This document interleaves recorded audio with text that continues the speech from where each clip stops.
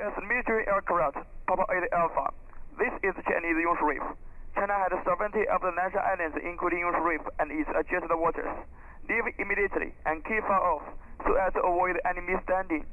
I'm a sovereign of the United States naval aircraft conducting lawful military activities beyond the national airspace of any coastal state. In exercising these rights as guaranteed by international law, I am operating with due regard for the rights and duties of all states.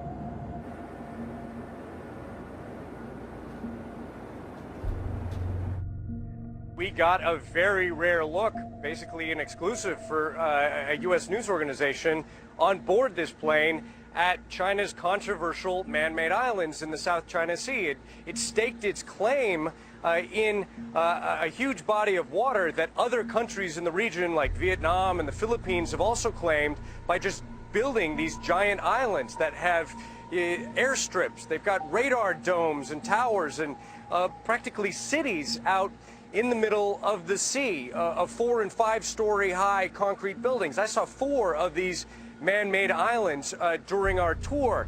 And while we were flying, we were challenged at least 6 times by the Chinese military, which instructed our Navy crew to leave immediately to avoid a misunderstanding.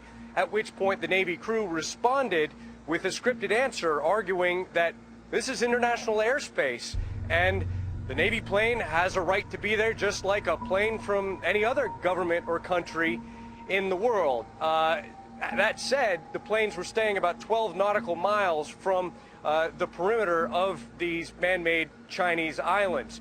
But the sheer scale of the investment that China has made in these man-made islands. Beijing has said it is necessary for the Asian powerhouse to keep growing its military presence in the South China Sea in order to protect its sovereignty. China also blames Washington and its allies for tensions in the region.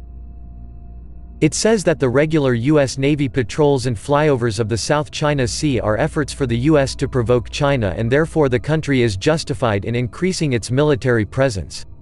Chinese Foreign Ministry spokeswoman Hua Chunying said, by playing up the so-called China's militarization in the South China Sea, certain people in the U.S. are staging a farce of a thief crying, "Stop thief."